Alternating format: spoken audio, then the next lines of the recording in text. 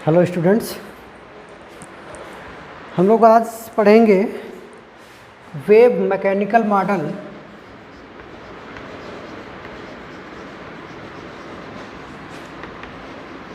Wave mechanical model या इसी को बोलते हैं क्वांटम मैकेनिकल मॉडल। इसके पहले हमने बोहर मॉडल पढ़ा था और बोहर मॉडल में इलेक्ट्रॉन को एक पार्टिकल के जैसे ट्रीट किया गया था और उसके बाद डी ब्रॉगली आए जिन्होंने बताया कि जो माइक्रोस्कोपिक पार्टिकल्स होते हैं उनके नेचर को या उनके मोशन को हम लोग वेव नेचर से एक्सप्लेन करते हैं।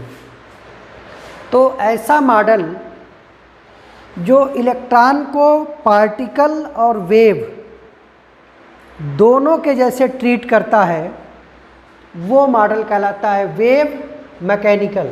वेव का मतलब कि इलेक्ट्रॉन को वेव और मैकेनिकल का मतलब पार्टिकल। तो इस मॉडल में इलेक्ट्रॉन को वेव और पार्टिकल दोनों के जैसे ट्रीट किया गया है। तो हम बोलेंगे model which is based on wave as well as particle nature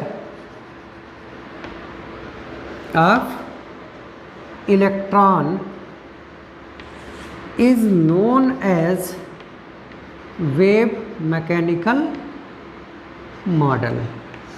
ऐसा मॉडल जो इलेक्ट्रॉन के वेव नेचर और पार्टिकल नेचर दोनों पे बेस्ड है उसका नाम है वेव मैकेनिकल मॉडल या क्वांटम मैकेनिकल मॉडल।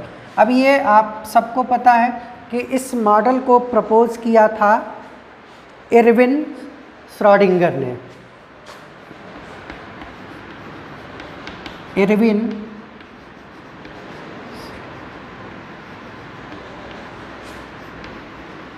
नाइनटीन 1926 में एरविन श्रोडिंगर ने इस वेव मैकेनिकल मॉडल को प्रपोज किया था या दिया था। और इस मॉडल में इलेक्ट्रॉन को 3 dimensional wave, in this model electron is considered as 3-dimensional wave in electric field of nucleus। इसमें हमने इस मॉडल में इलेक्ट्रॉन को 3 डायमेंशनल वेव के रूप में कंसीडर किया गया है। और ये जो न्यूक्लियस का पॉजिटिव चार्ज होता है उससे जो इलेक्ट्रिक फील्ड जनरेट होता है उसी इलेक्ट्रिक फील्ड में ये वेव रहती हैं। अब श्रोडिंगर ने एक इक्वेशन दिया। श्रोडिंगर ने एक इक्वेशन दिया जिस इक्वेशन को बोलते हैं श्रोडिंगर इक्वेशन। और वो श्रोडिंगर इक्वेशन इस इलेक्ट्रॉन के मूवमेंट को डिस्क्राइब करता था। तो हम बोलेंगे Schrodinger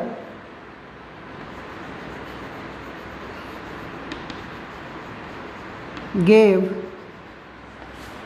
an equation which describe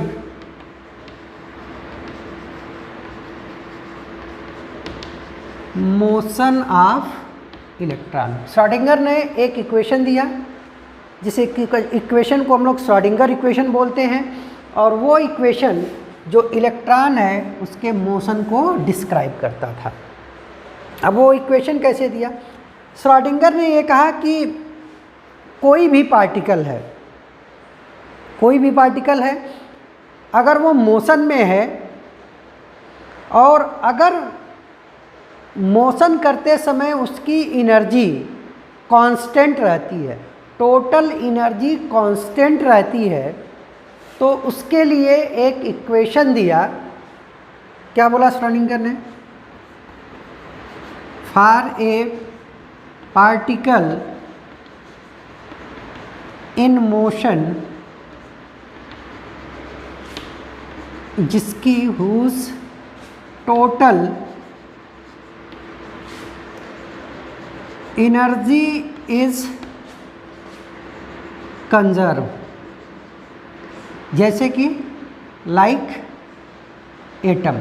हमने एटम के अंदर जब तक वो एक पर्टिकुलर सेल में मूव करेगा तो उसकी एनर्जी कंजर्व रहेगी। तो for a particle in motion whose total energy in conserve, जैसे कि एटम, श्रोडिंगर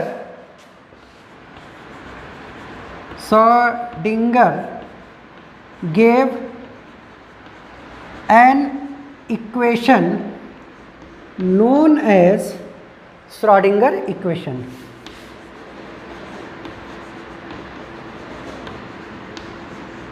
अब देखना, श्रोडिंगर का इक्वेशन ऐसे पार्टिकल के मोशन को डिस्क्राइब करने के लिए था जिसकी टोटल एनर्जी कंजर्व होती है। अब वो कोई ज़रूरी नहीं था कि इलेक्ट्रॉन के लिए, हाँ उसी का हमने यूज इलेक्ट्रॉन पे भी किया कि इलेक्ट्रॉन की एनर्जी भी मोशन में कंजर्व रहती है। और वो इक्वेशन क्या था? वो था H cap psi equals to H cap psi equals to,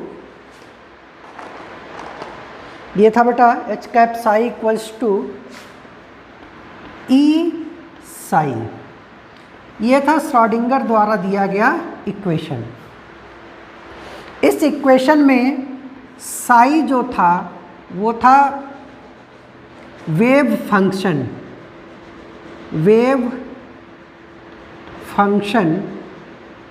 of electron. ई क्या था? ये था टोटल एनर्जी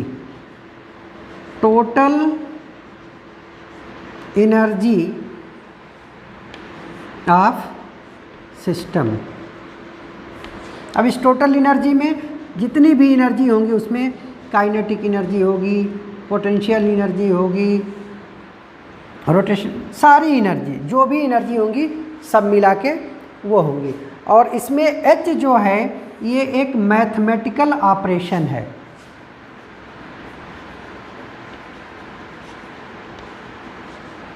मैथमेटिकल ऑपरेटर है जिसका नाम दिया जाता है, मैथमेटिकल ऑपरेटर है जिसका नाम दिया जाता है हैमिल्टोनियन।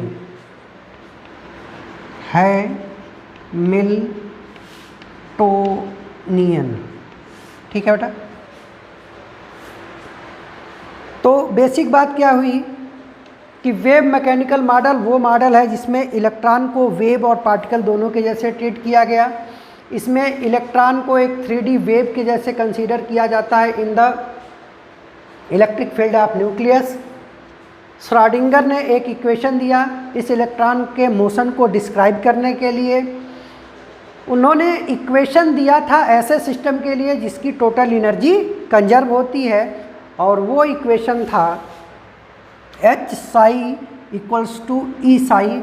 यहाँ पे साई क्या है? वेव फंक्शन ऑफ इलेक्ट्रॉन है, E total energy of system है, और H क्या है? एक मैथमेटिकल ऑपरेटर है जिसको बोलते हैं हैमिल्टोनियन। ठीक है। अब जब इस इक्वेशन का डिफरेंशिएशन किया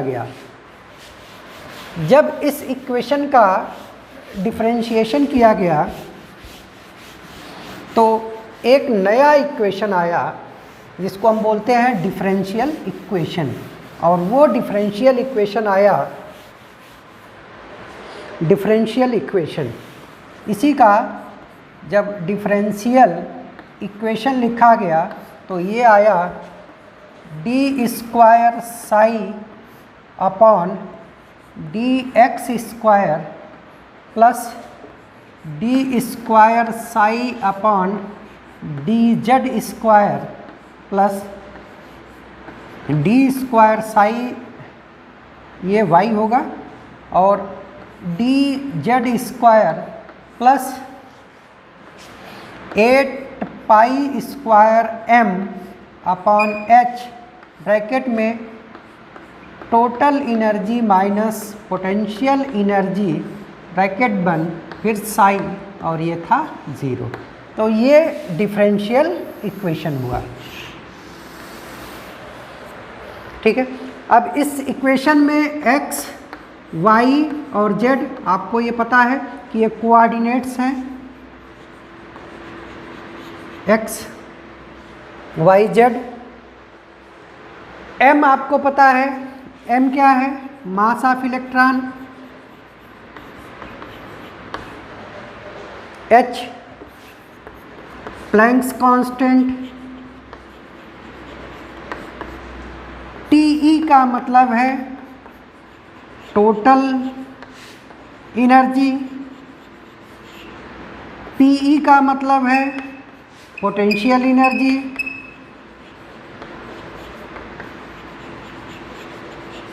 और साई क्या है? Wave function.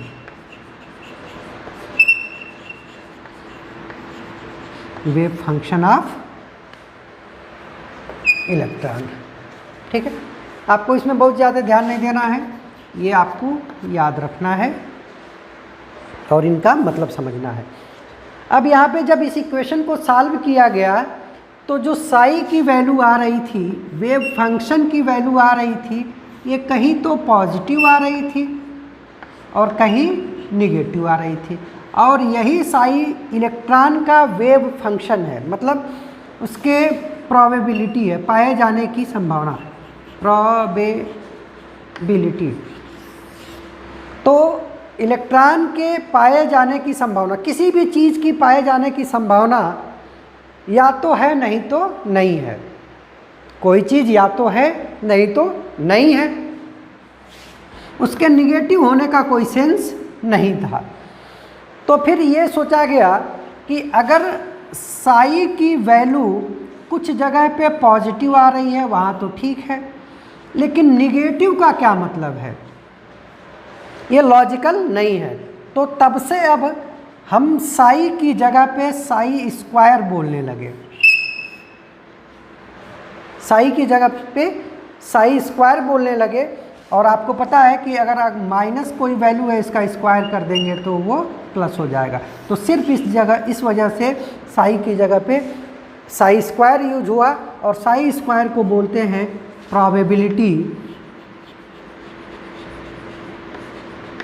Probability of finding of electron. अब साई क्या हो गया? Probability of finding of electron. तो ये था वेव मैकेनिकल मॉडल। अब थोड़ी सी बात हम लोग कर लेते हैं कि इस साई स्क्वायर का सिग्निफिकेंस क्या है, इसका महत्व क्या है। Significance of Sai square.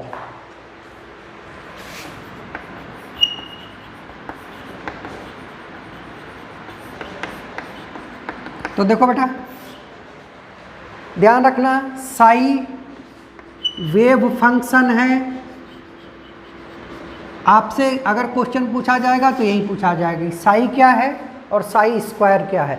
Sai wave function है और साई स्क्वायर है प्रोबेबिलिटी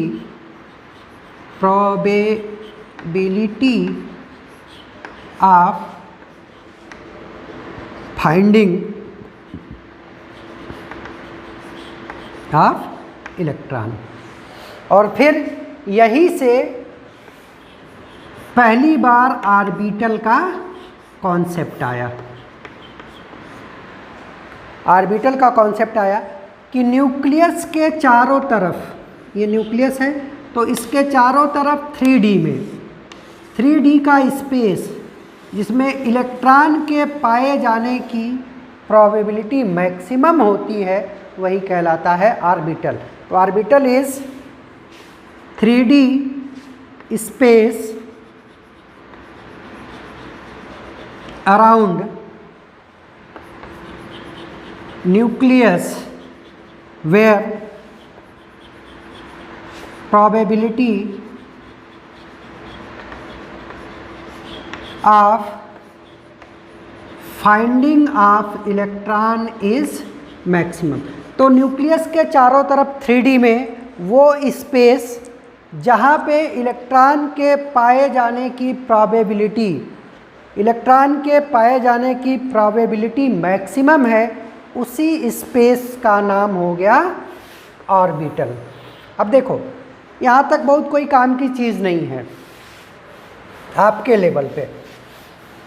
अब इसके आगे जो चीज़ है वो बहुत काम की चीज़ है। देखो ये एक इक्वेशन है और इस इक्वेशन को सॉल्व करोगे तो रिजल्ट आएगा। जब इस इक्वेशन को सॉल्व किया तो कुछ नंबर आए और वो नंबर इलेक्ट्रॉन की जो ऑर्बिटल्स होते हैं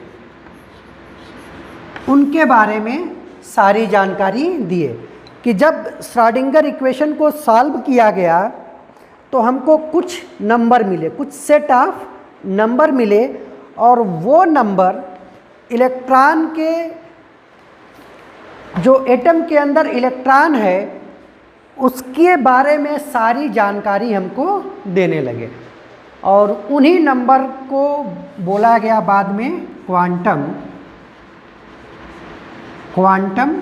नंबर। ठीक है, तो अब ये हमारे लिए हमारे कोर्स में ये चीज़ इम्पॉर्टेंट हो जाती है, क्वांटम नंबर।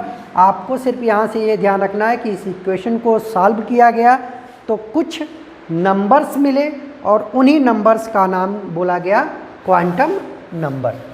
तो अब हम शुरू करेंगे अपना जो इसमें इम्पॉर्टेंट टॉपिक है वो है क्वांटम नंबर।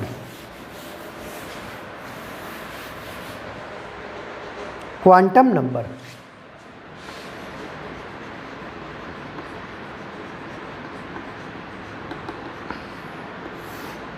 ये बात तो अभी आप इससे क्लियर हो गई कि एक्चुअल में जो क्वांटम नंबर थे वो सेट ऑफ नंबर थे और ये आए कहाँ से थे, श्रोडिंगर इक्वेशन को सॉल्व करने पे। तो क्वांटम नंबर को हम डिफाइन करते हैं कि quantum number of 4 set of number which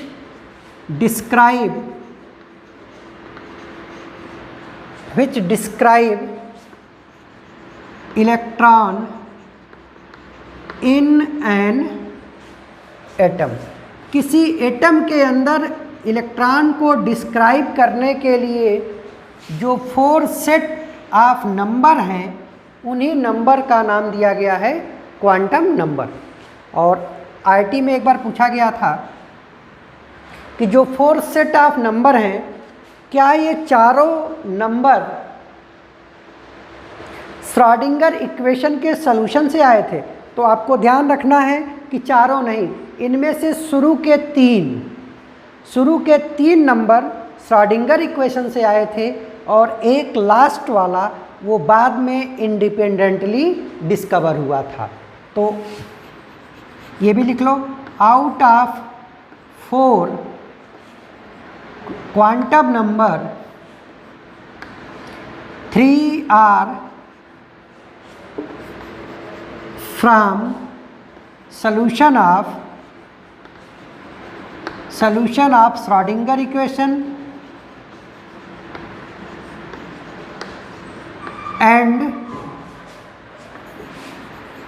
and fourth one was discovered independently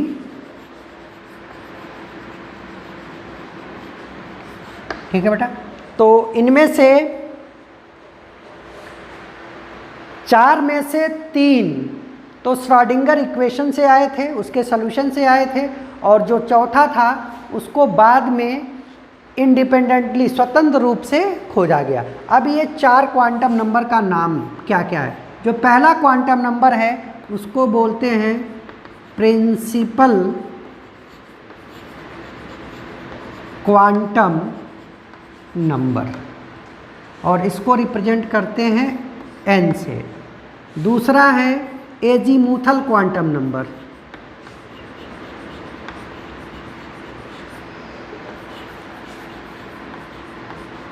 quantum number, या इसी को बोलते हैं सब्सिडरी क्वांटम नंबर।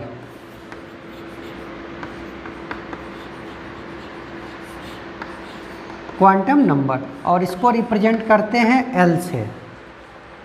जो थर्ड है उसको बोलते हैं मैग्नेटिक क्वांटम नंबर,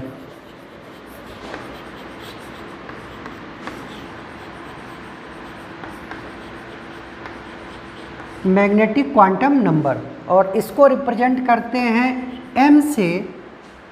और जो फोर्थ है उसको बोलते हैं स्पिन क्वांटम नंबर, और इसको रिप्रेजेंट करते हैं N से, नहीं, इसको कहीं कहीं MS से रिप्रेजेंट करते हैं, या इसको रिप्रेजेंट करते हैं सिर्फ S से। ठीक है। अब इसमें से आपको ध्यान क्या रखना है कि ये जो 3 हैं शुरू वाले, ये आए थे ऑन सॉल्विंग श्रोडिंगर इक्वेशन, और ये जो फोर्थ है ये बाद में इंडिपेंडेंटली डिस्कवर हुआ था। ठीक है बेटा। तो इन्हीं क्वांटम नंबर्स के बारे में अब हमको डिटेल से पढ़ना है कि इसमें प्रिंसिपल क्वांटम नंबर n क्या होता है, ये इलेक्ट्रॉन या सेल के बारे में या ऑर्बिटल के बारे में क्या बताता है, इसकी वैल्यू कितनी होती है। फिर एजीमुथल क्वांटम नंबर क्या होता है, इसकी वैल्यू कैसे निकालते हैं, ये सारी चीज़ें हमको 1 बाय 1 करना है। ठीक है।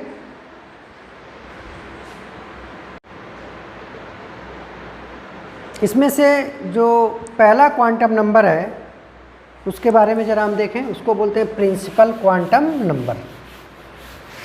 1 बाय 1 हमको चारों के बारे में पढ़ना है। तो सबसे पहले हम लोग पढ़ लें प्रिंसिपल क्वांटम नंबर। फर्स्ट है प्रिंसिपल क्वांटम नंबर। हमने आपको बताया कि प्रिंसिपल क्वांटम नंबर को रिप्रेजेंट करते हैं n से, और प्रिंसिपल क्वांटम नंबर दिया था बोहर ने, और ये किसी एटम के अंदर सेल, या जिसको आप बोलते थे ऑर्बिट, सेल या ऑर्बिट के बारे में बताता है। प्रिंसिपल क्वांटम नंबर हम लोग पढ़ते आ रहे हैं कि प्रिंसिपल क्वांटम नंबर से हमको सेल या ऑर्बिट के बारे में पता चलता है कि किस सेल या किस ऑर्बिट में इलेक्ट्रॉन प्रेजेंट है। ठीक है। इसके अलावा प्रिंसिपल क्वांटम नंबर से आपके सेल या ऑर्बिट की रेडियस, उसकी एनर्जी, उसका नेम, ये सारी चीज़ें पता चलती है। जैसे आपको पता ही है कि ये न्यूक्लियस है, तो इसके अराउंड ये सेल या ऑर्बिट थे, और जो प्रिंसिपल क्वांटम नंबर था n, इसकी वैल्यू 1 से लेके इनफाइनाइट तक कुछ भी हो सकती है। जैसे सबसे पास वाला था तो इसके लिए n की वैल्यू 1 थी, दूसरे के लिए 2 थी, इसके लिए 3 थी, इसके लिए 4 थी, और इसका नाम अगर बोलें तो ये बोलते थे K, L, M और N। तो ये प्रिंसिपल क्वांटम नंबर n किसके बारे में बता रहा है, सेल के बारे में या ऑर्बिट के बारे में। अगर किसी इलेक्ट्रॉन का प्रिंसिपल क्वांटम नंबर 1 आ गया तो इसका मतलब ये यहाँ पे होगा, उसका नाम होगा k ऑर्बिट या k सेल, और यहाँ पे आप इलेक्ट्रॉन की एनर्जी या उसकी रेडियस निकाल सकते हैं। उसके लिए हमने आपको फार्मूला बताया था कि रेडियस बराबर था 0.529 जेड, सॉरी रेडियस था ना बेटा, n स्क्वायर अपॉन जेड, और एनर्जी थी माइनस का 13.6 Z square upon N square. ये था रेडियस, एंगस्ट्रॉम में आता था, और एनर्जी आती थी इलेक्ट्रॉन वोल्ट में। तो अगर आपको किसी इलेक्ट्रॉन के प्रिंसिपल क्वांटम नंबर की वैल्यू पता है तो वो न्यूक्लियस से कितनी डिस्टेंस पे है, यानी कि रेडियस क्या है उस ऑर्बिट की, वो पता कर सकते हैं, और इसका एनर्जी भी हम लोग पता कर सकते हैं, साथ में आप वेलोसिटी भी पता कर सकते हैं। तो एक्चुअल में प्रिंसिपल क्वांटम नंबर बस इतना ही है कि प्रिंसिपल क्वांटम नंबर सेल या ऑर्बिट के बारे में बताता था। इससे हमको सेल या ऑर्बिट की रेडियस, उसमें इलेक्ट्रॉन की एनर्जी और उसका नाम पता चलेगा। इसकी वैल्यू 1 से लेकर इनफाइनाइट तक कुछ भी हो सकती थी। अगर इसकी वैल्यू 1 है तो उसका नाम k होगा, 2 है तो l होगा, 3 है तो m होगा, और 4 होगा तो n होगा। और इस तरीके से आप इसकी एनर्जी और रेडियस निकाल सकते हैं। एक चीज़ और इसमें ध्यान रख लो कि किसी भी ऑर्बिट में, ये भी आपको बहुत पहले से पता है कि किसी भी ऑर्बिट में जो मैक्सिमम नंबर ऑफ इलेक्ट्रॉन होते हैं, मैक्सिमम नंबर ऑफ इलेक्ट्रॉन ये होते हैं 2n स्क्वायर। जैसे आपसे पूछा जाए कि n बराबर 1 में मैक्सिमम कितने इलेक्ट्रॉन होंगे, तो 2 × 1 का स्क्वायर यानी कि 2। अगर 2 में कितने होंगे तो 2 × 2 का स्क्वायर। तो आप इस तरह से कैलकुलेट कर सकते हैं। फार्मूला याद रखेंगे कि maximum number of electron in an orbit या सेल, तो 2n स्क्वायर, जहाँ n उस ऑर्बिट का प्रिंसिपल क्वांटम नंबर है। तो ये बात हो गई प्रिंसिपल क्वांटम नंबर की। अब इसके बाद दूसरा जो क्वांटम नंबर था वो था एजीमुथल या सब्सिडरी क्वांटम नंबर। एजीमुथल या सब्सिडरी क्वांटम नंबर। सेकंड था एजीमुथल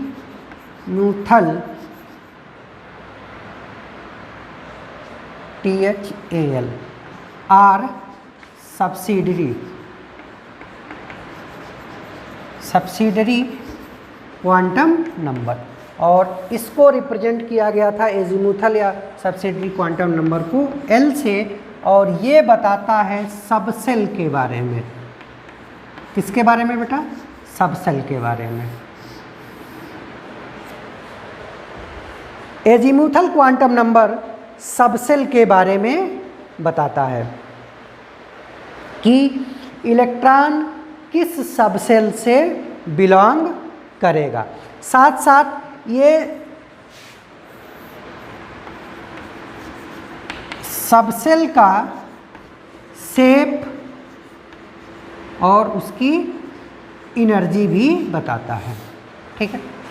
अब मेन चीज़ इसमें क्या है कि L की वैल्यू निकाली कैसे जाती है। तो देखो बेटा, L की वैल्यू हमेशा निकाली जाती है n से, मतलब एजीमुथल क्वांटम नंबर या सब्सिडरी क्वांटम नंबर की वैल्यू निकाली जाएगी हमेशा प्रिंसिपल क्वांटम नंबर से।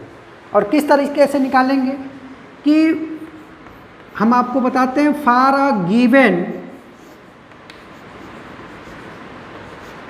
वैल्यू ऑफ n, अगर n की वैल्यू दी गई है तो उसके लिए for a given value of n the value of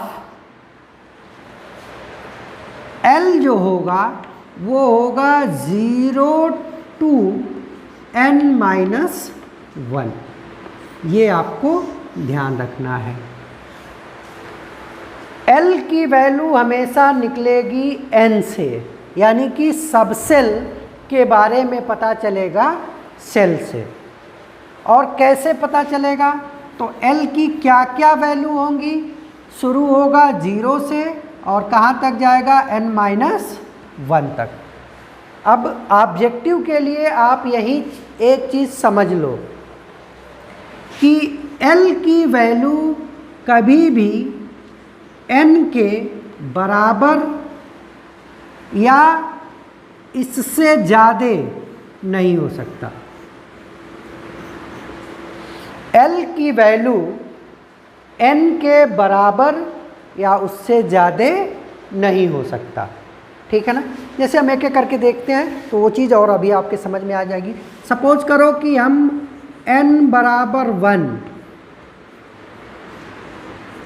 यानी कि K सेल की बात करें तो K सेल के लिए अगर आप L की वैल्यू निकालोगे तो 0 से शुरू होगा और n-1 1 0 यानी कि एक ही सब सेल होगा।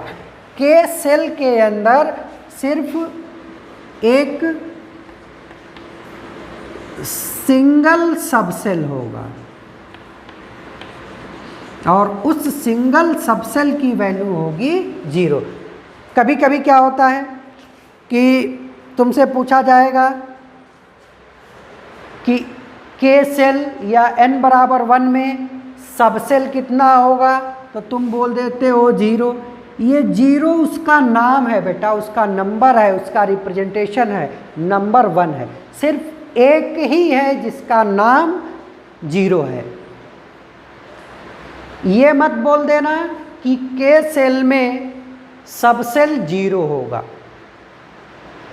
दोनों में फ़र्क है, समझ के रखना। अगर n बराबर 2 है यानी कि हम बात करें L सेल की, तो L सेल में जो सब सेल होंगे L वो शुरू होगा 0 से और जाएगा n-1 तक। n की वैल्यू 2 रखा, 2 - 1 तो 1, यानी कि सेकेंड सेल में या L सेल में 2 सब सेल होंगे, 2 सब सेल होंगे, ठीक है। सिमिलरली अगर n बराबर 3 KLM M सेल की बात करो तो M सेल में जो L की वैल्यू होगी यानी कि सब सेल होंगे वो होंगे 0 1 और 2, यानी कि थर्ड वाले सेल में जो सब सेल होंगे वो कितने होंगे बेटा? 3 सब सेल।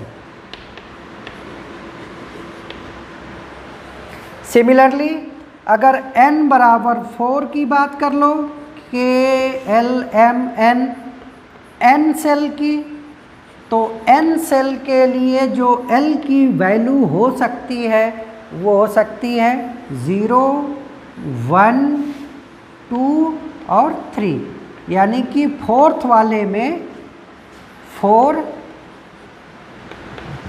सब सेल होंगे, 4 सब सेल होंगे। अब देखो हमने कहा था कि L की वैल्यू n से कैलकुलेट करेंगे और L की वैल्यू कभी भी n के बराबर या उससे ज़्यादा नहीं होगी। अब तुमसे मान लो किसी सेल के लिए वैल्यू दिया है, n की वैल्यू 1 दिया है और तुमसे पूछेगा कि इसके लिए L की वैल्यू क्या क्या हो सकती है, तो ये 1 नहीं होगी और 1 से ज़्यादा नहीं होगा। तो 1 और 1 से ज़्यादा क्या हो गया? कम 0। अगर n की वैल्यू 2 दी गई है तो L की वैल्यू 2 भी नहीं होगी और 2 से ज़्यादा भी नहीं होगी, तो कम में क्या बचा? 0 और 1। n की वैल्यू 3 है तो L की वैल्यू कभी भी न 3 होगी न 3 से ज़्यादा होगी, तो 0 होगी 1 होगी 2 होगी, ठीक है। ये आपसे ऑब्जेक्टिव क्वेश्चन में पूछा जाता है कि n की वैल्यू दे देंगे तो उसके लिए l की वैल्यू क्या हो सकती है और क्या नहीं हो सकती। अब देखो बेटा एक चीज़, जैसे हम लोग सेल के बारे में बात करते थे तो सेल को हम लोग दो तरीके से बोलते थे। अगर प्रिंसिपल क्वांटम नंबर से बोले तो 1, 2, 3 और 4, और इसी को अल्फ़ाबेटिकली बोलते थे तो K, L, M और N। जो M है वही 3 है, M की वैल्यू 3 है। तो उसी तरीके से हमारे पास सबसेल कौन कौन से आ रहे हैं।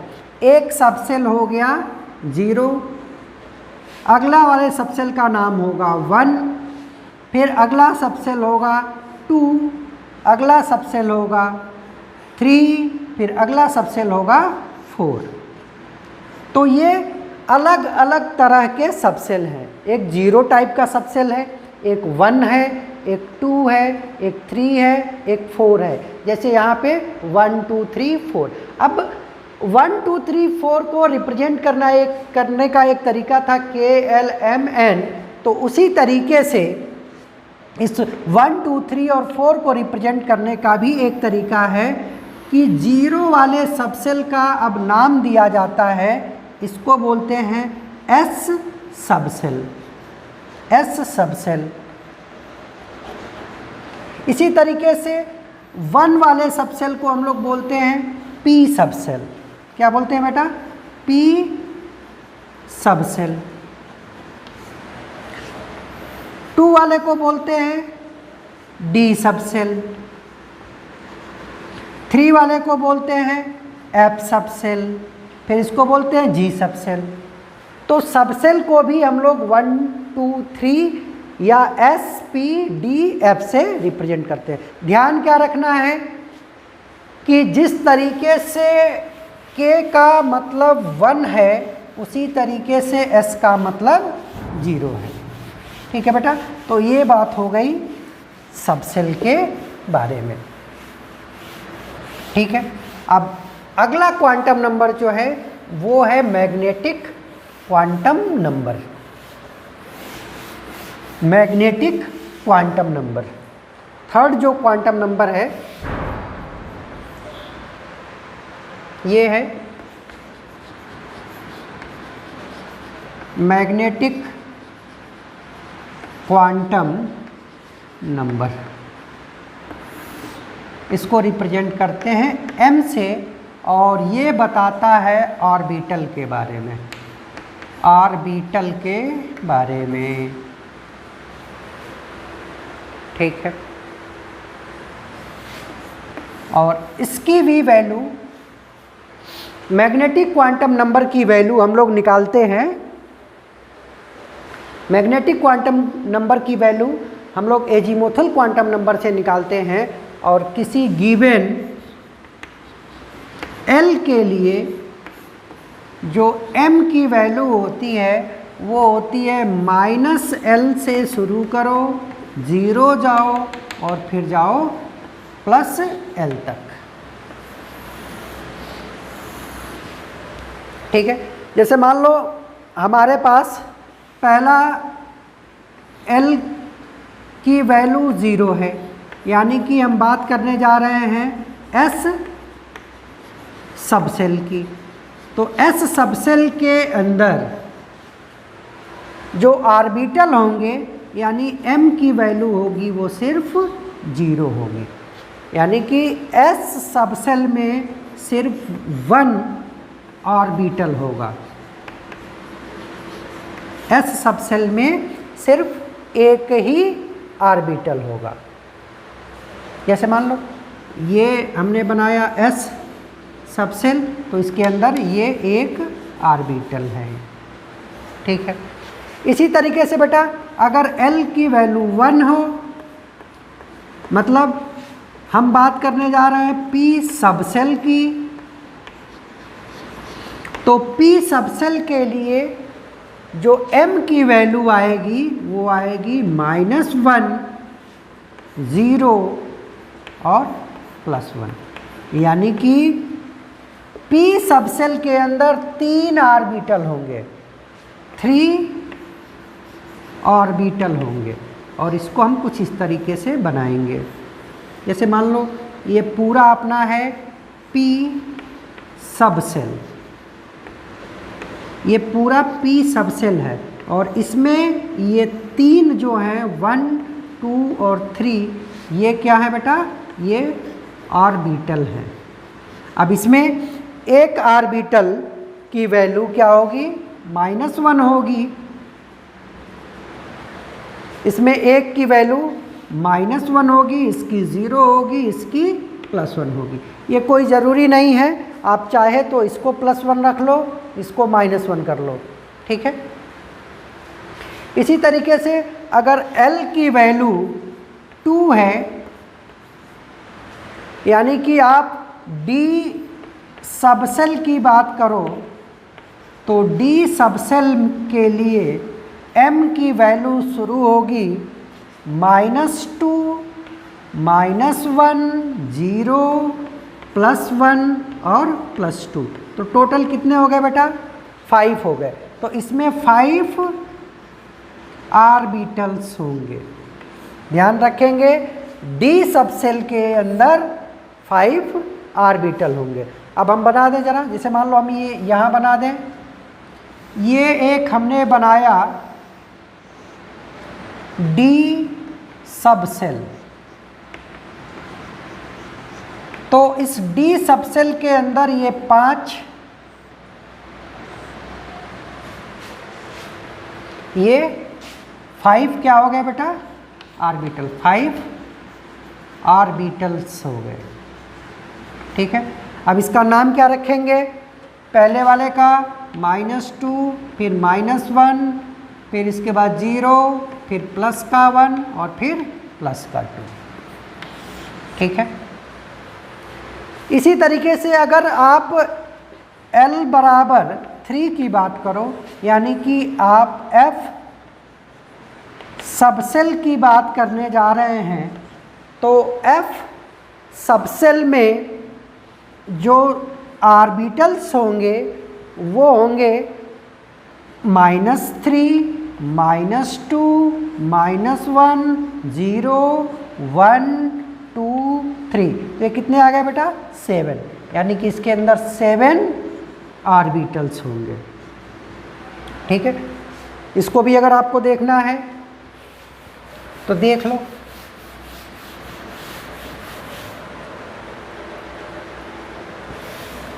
हमने एक ये बनाया F सबसेल, ये पूरा का पूरा कहलाएगा F सबसेल। और इस F सबसेल के अंदर 7, 1, 2, 3, 4, 5, 6, 7, ये 7 क्या हो जाएंगे बेटा, 7 ऑर्बिटल्स हो जाएंगे। और इनका नाम होगा -3, -2, -1, 0, 1, 2, 3,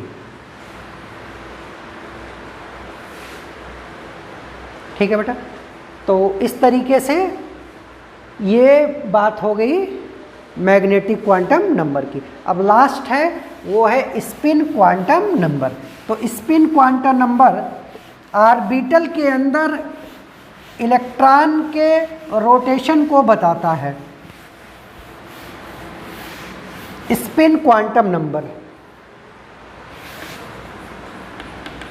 स्पिन क्वांटम नंबर, और इसको हम लोग रिप्रेजेंट करते हैं S से, और ये रिप्रेजेंट करता है रोटेशन, रोटेशन ऑफ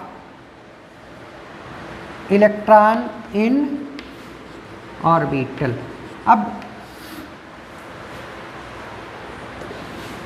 एक ऑर्बिटल के अंदर 2 ही इलेक्ट्रॉन होते हैं, तो उसके लिए S की वैल्यू या तो +1/2 होगी या तो -1/2 होगी। अब इससे कोई मतलब नहीं है कि प्लस किसके लिए रखेंगे, क्लॉकवाइज की एंटी क्लॉकवाइज, ऐसा कुछ रूल हार्ड एंड फास्ट नहीं है। जनरली अगर आपसे बुक में लिखा रहता है कि +1 क्लॉकवाइज के लिए बोलते हैं और -1 एंटी क्लॉकवाइज के लिए बोलते हैं, लेकिन ऐसा कोई ज़रूरी नहीं है। किसी एक के रोटेशन को, जैसे ऐसे हैं, तो अगर आपने इसके लिए बोला ये +1/2 है तो इसके लिए -1/2 हो गया, या आपने पहले ही इसके लिए बोल दिया है कि -1/2 है तो फिर ये +1/2 हो जाएगा, किसी एक को प्लस और किसी एक को माइनस। ठीक है बेटा, तो ये हो गए क्वांटम नंबर। अब इसका ज़रा एक बार हम मतलब बताएं तुमको, ज़रा प्रैक्टिकल मतलब समझ लो। जैसे देखो ये न्यूक्लियस है, तो न्यूक्लियस के अराउंड ये सेल्स होंगे और इन सेल्स का नाम आपको पता है, इसको बोलते हैं KLMN और वैल्यू है 1 2 3 4। तो ये प्रिंसिपल क्वांटम नंबर हो गया या सेल हो गया। अब इस सेल के अंदर सब सेल होगा, यहाँ देख लो, जब हम एटम के अंदर जाएंगे तो सबसे पहले हमको सेल मिलेगा, सेल के अंदर हमको सब सेल मिलेगा, सब सेल के अंदर ऑर्बिटल मिलेगा और ऑर्बिटल के अंदर हमको इलेक्ट्रॉन मिलेंगे। अब देखो पहला वाला सेल है तो इसमें एक ही सब सेल था, चलो हमने बना दिया एक सेल सब सेल। दूसरे वाले सेल में 2 सब सेल थे तो हमने 2 बना दिया, ये हम हाइपोथेटिकली आपको एक दिखाने की कोशिश कर रहे हैं, तो इसमें 2 बन गए। तीसरे वाले में 3 थे तो इसमें हमने 3 बना दिया।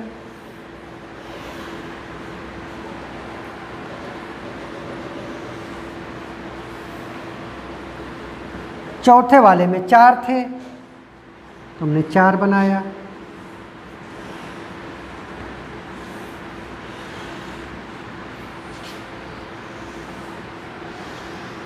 अब देखो जो किसी सेल के अंदर पहला वाला सब सेल होगा उसका नंबर होता था 0, उसका नंबर होता था 0, उसका नंबर होता था 0, इसका नंबर होता था 0 और इसको बोलते थे S, S, S और S। दूसरे वाले का नंबर होता था 1 और उसको बोलते थे P, तो ये भी है P और ये भी है P। तीसरे वाले का नाम होता था D, तो ये हो गया D, ये हो गया D और चौथे वाले का नाम था F, तो F। अब देखो पहले नंबर के सेल में सिर्फ एक सब सेल होगा और उसका नाम होगा S। दूसरे वाले सेल में 2 सब सेल होंगे, एक का नाम होगा S और एक का नाम होगा P। तीसरे वाले सब सेल में सेल में 3 सब सेल होंगे, एक का नाम होगा S, P, D और ऐसे चौथे में 4 होंगे S, P, D, F। अब देखो पहले वाले S का नाम होता है 1S, दूसरे वाले S का नाम होगा 2S, तीसरे वाले S का नाम है 3S और चौथे वाले S का नाम होगा 4S। अब इसमें तो P है ही नहीं, P शुरुआत कहाँ से है? दूसरे से, तो ये होगा 2P, ये होगा 3P, ये होगा 4P। अब यहाँ पे D नहीं है, D कहाँ से शुरू हुआ है? 3 से, तो ये होगा 3D और ये होगा 4D और ये होगा 4F। ठीक है बेटा। अब देखो ये वाला ये पूरा सेल है और इस सेल के अंदर एक सब सेल है और सब सेल के अंदर एक ही S सब सेल में आपने देखा था एक ही ऑर्बिटल है, तो इसमें 2 इलेक्ट्रॉन ऐसे रहेंगे। सिमिलरली यहाँ पे भी 2 इलेक्ट्रॉन रहेंगे, यहाँ पे भी 2 इलेक्ट्रॉन ऐसे रहेंगे और 2 इलेक्ट्रॉन ऐसे रहेंगे।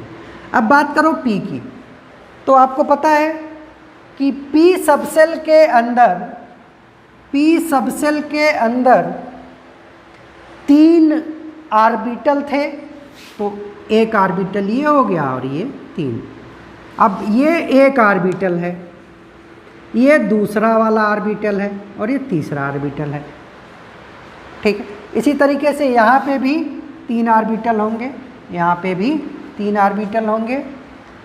फिर डी की बात करोगे तो 5 ऑर्बिटल आ जाएंगे, 1 2 3 4 5, 1 2 3 4 5। और एफ की बात करोगे तो इसमें 7 आ जाएंगे। ठीक है बेटा। सेल, सेल के अंदर सबसेल, सबसेल के अंदर ऑर्बिटल और ऑर्बिटल के अंदर इलेक्ट्रॉन। ठीक है, अब सेल के बारे में हमको किससे पता चलेगा? प्रिंसिपल क्वांटम नंबर 1 2 3 कि किस सेल में है। जैसे ये क्या होता है प्रिंसिपल क्वांटम नंबर, अगर 2 है तो दूसरे सेल में है, 3 है तो तीसरे सेल में है, 4 है तो चौथे सेल में है। एस पी डी एफ ये बताएंगे सब सेल के बारे में। एस है तो एस सब सेल में, पी है तो पी सब सेल में, डी है तो डी सब सेल में और एफ है तो एफ सब सेल में। ठीक है, और जो मैग्नेटिक क्वांटम नंबर बताएगा वो एम की वैल्यू वो बताएगा कि ऑर्बिटल कौन सा है। जैसे इसके लिए हमने कहा था -1 0 और +1। ठीक है बेटा, तो इतना आपको ध्यान रखना है। Thank you.